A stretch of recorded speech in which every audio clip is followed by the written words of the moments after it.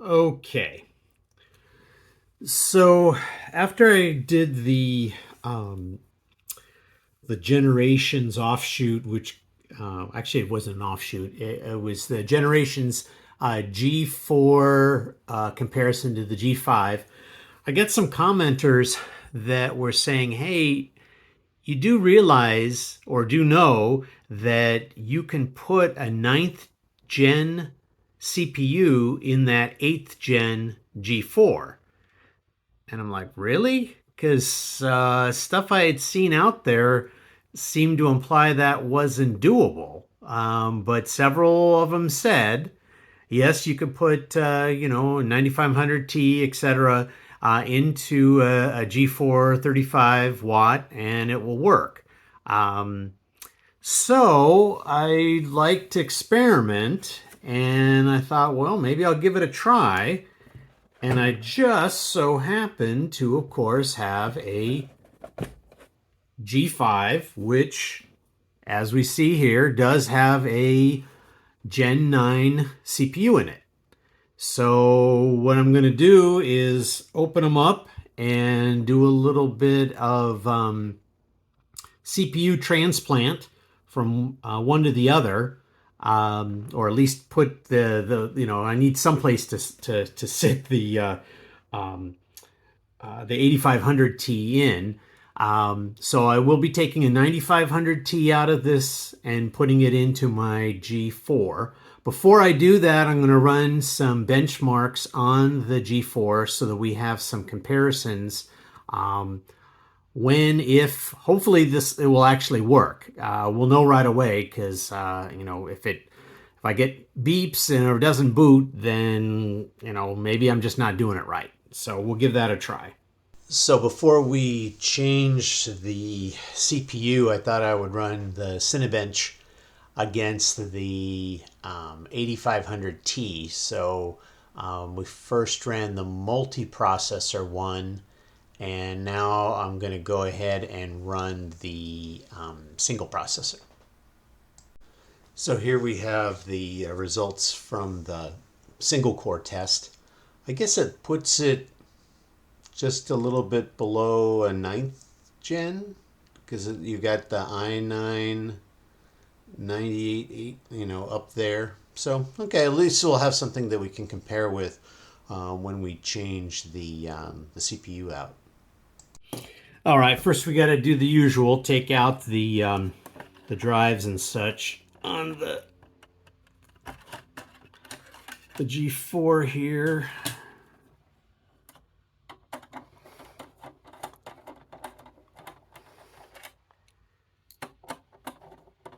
You can always speed this up if you don't want to see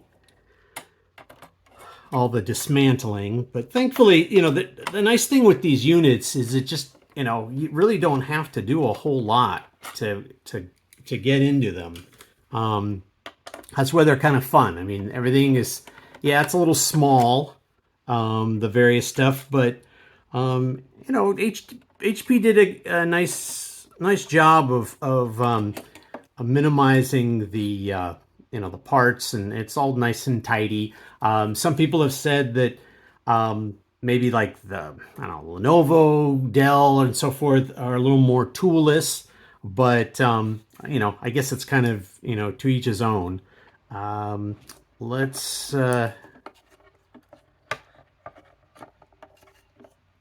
take out this fan.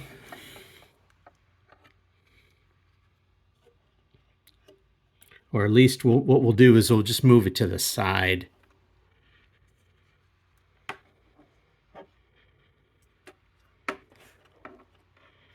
Just kind of rest it here for now.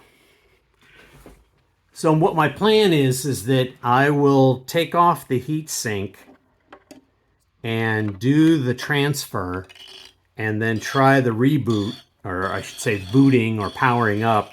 If it looks okay and I can actually get to a boot screen, then we'll put the heatsink, everything all nice, so that way we can actually boot up and do some benchmarks with the new setup and see how they compare with the other ones.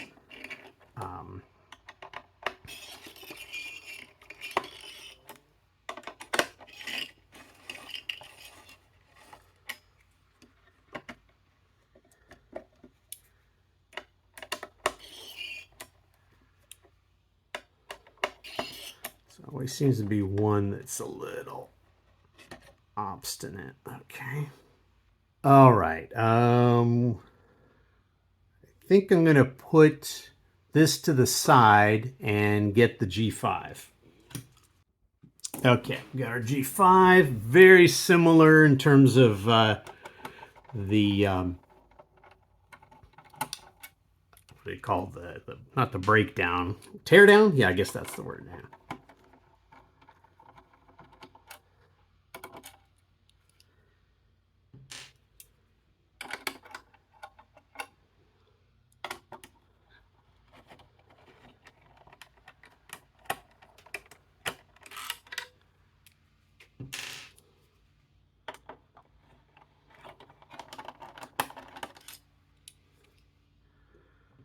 I'm also not going to worry about thermal paste. The stuff is, they both have good amounts, and we're just doing the swap anyway. This isn't going to be a permanent swap.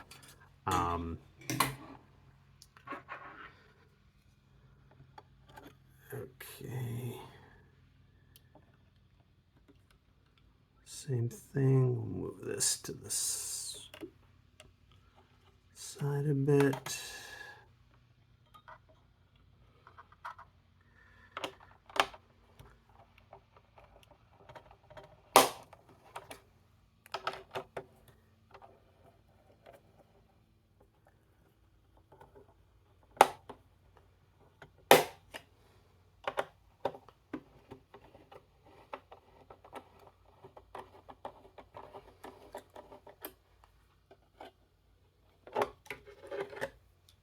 Okay. That's got quite a bit there. Okay. I'm going to do a little switcheroo. I'm going to put this guy kind of off to the side so that I can easily transfer over the, yeah, a little gymnastics here. Okay. Okay. Thought I'd change so that we could see them side by side. This is the G5. This is the G4. I want to make sure that I see them different enough and that I don't get these confused. This is the one. The other day I've got two G4s and I was doing some stuff and I was swapping the CPUs on those because I wanted to get everything aligned. If you saw one of my other videos about warranty and origin story, I have one that's an 8600T and one's an 8500T. The 8600T, I was doing some stuff and had put it in this guy, but I wanted it back in the other one, and I went to do the change, and my brain completely forgot which one I was dealing with. And of course, it was hard to read because we've got the thermal paste. So I ended up having to scrape off the thermal paste on one of them and then realized that I actually had swapped them correctly. But anyway, okay. So let's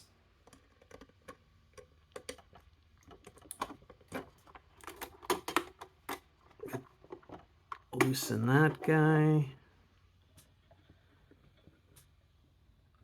Loosen this guy. Up, up. Okay. This hand's going to have the 8500.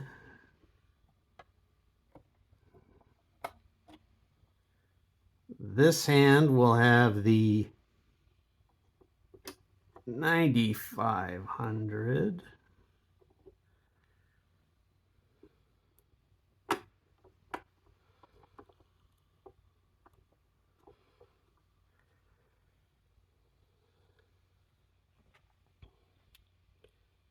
Thankfully, the orientation is the same. I want to make sure that this is, I don't think, there it goes. Okay, that wasn't fully in. Of course, you get, thermal paste no matter what. Okay, just want to make sure that's in there nice.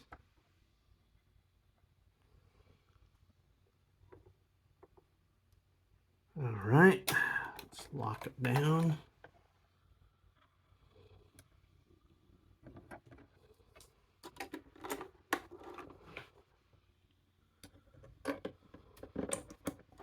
Okay, now I'm going to move the G5 out so I can hook up and get the connectors for the G4.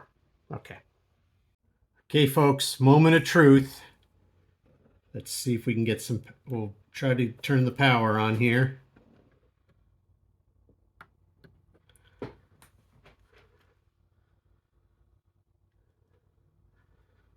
All right. That's usually a good sign. Usually when it starts up, you have the fan go on momentarily, and then it starts going into the full boot.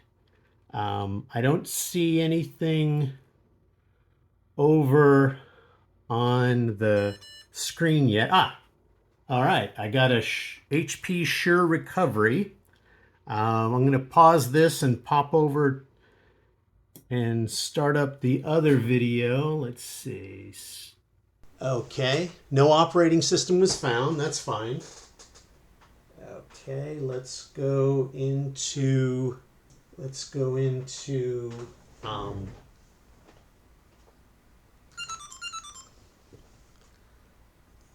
right. No boot device. Okay. Let's see here. Let's do a restart and let's see if we can get into the BIOS to look at what it shows. Oh, exit. Okay. System information.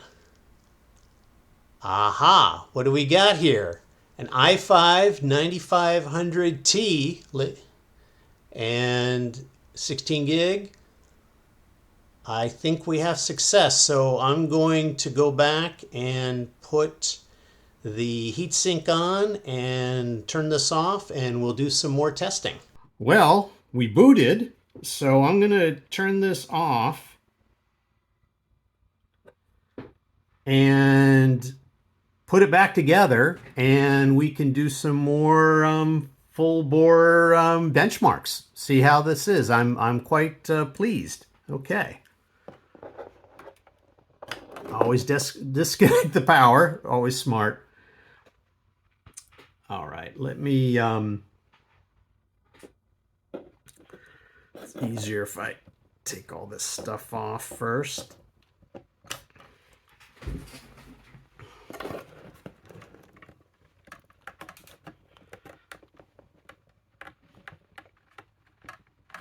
Okay. All right. Let's put our heat sink back on. Oh, wait a minute. Let's put the heat sink. See, this is where you start getting confused. So I was about to put the heat sink from the G5 onto the G4. Not a good thing to do. So that's why you watch the channel, so that you can go, oh, that's not the way to do it. I won't do it that dumb way. I'll do it the right way. Let's see. Oh, come on.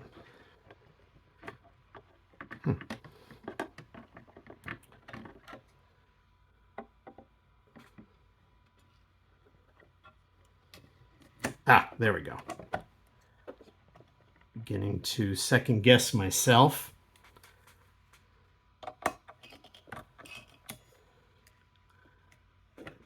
There we go. Part of it is also the fact that these 9500s aren't cheap, and I really don't want to spend money to get another one in case I screw something up on it. Okay.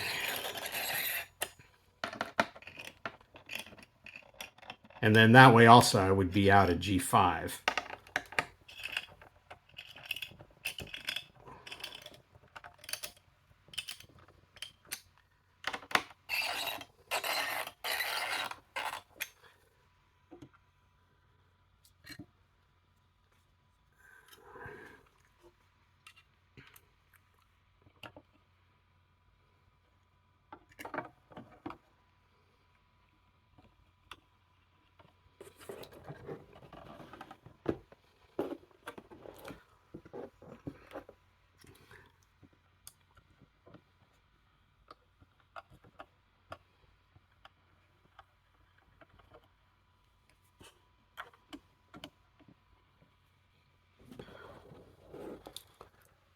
That's kind of, if you're ever curious how that sort of threads in there, the cable. All right. I'm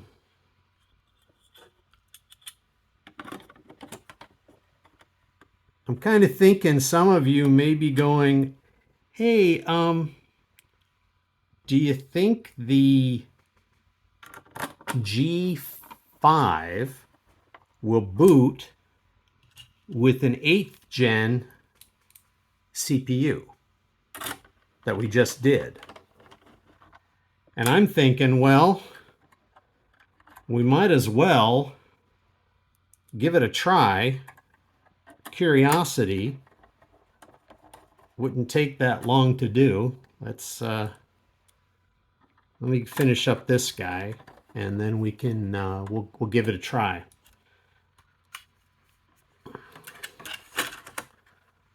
Okay.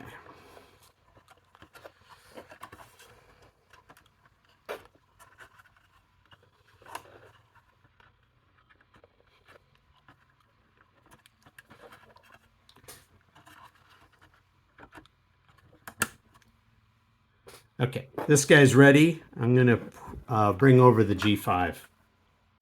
All right, same moment of truth. This is the G5 running the 8500T.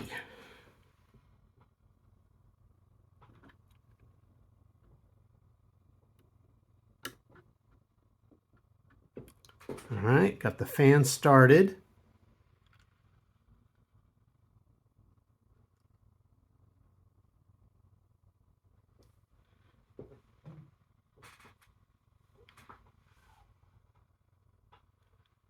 And wow, this is even cooler because since I have Windows installed on here, it booted actually right into Windows. So let me switch over to that feed. All right, well, here's we've got the 8500T running on the G5. Let's try seeing if we can log in. All right, let's see if it recognizes the, oh, I guess I'll need a mouse.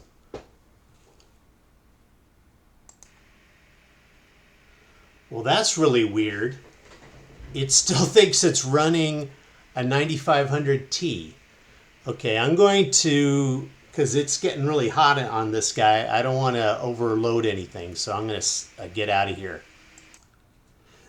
So when I boot into the actual system info, you do see that it does see it as 8500T.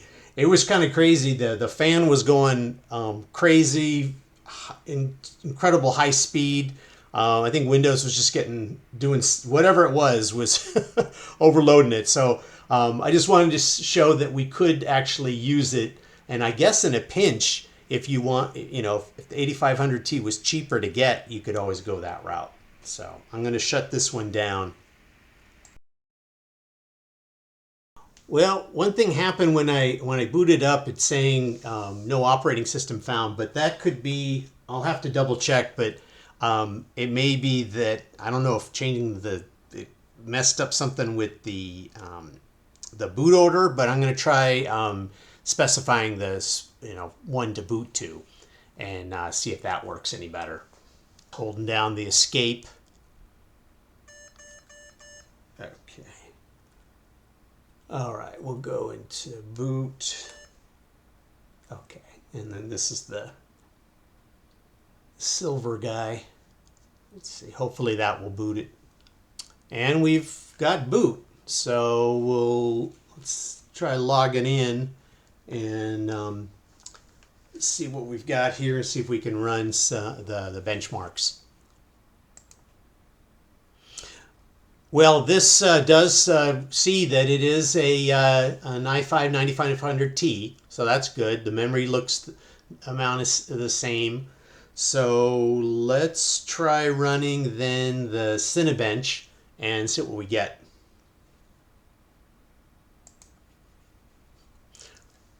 Wow, the last time, I know, maybe it's just the first time you run it, but last time down here there was all this stuff about warming up, and man, it really made the fan go, and it took quite a while to do everything, but this one went right in. So we'll try the multi-core first, just like we did before.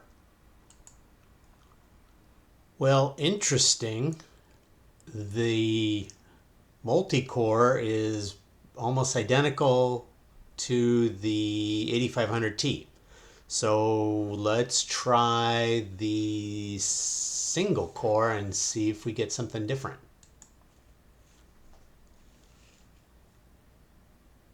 Well, it looks like the single core is a little better. Was that 59 versus 56? But that's really not a huge difference. So I don't know. I guess maybe there's other things out there that would show that it's worth it paying the extra money for the 9th gen. I mean, I guess folks can weigh in the comments, but I don't know. For me, it at least based on this, it seemed very similar. But maybe if I used the Windows more and kind of checks other stuff out, maybe there's other benchmarks. But it's interesting to be able to put a 9th gen. Kind of makes it so that when we're comparing the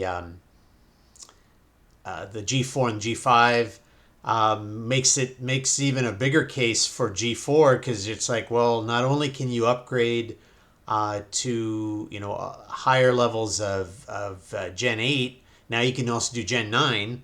So it's like, where does the what differentiates the G5 out there? So okay, well, that give you folks for stuff to experiment with.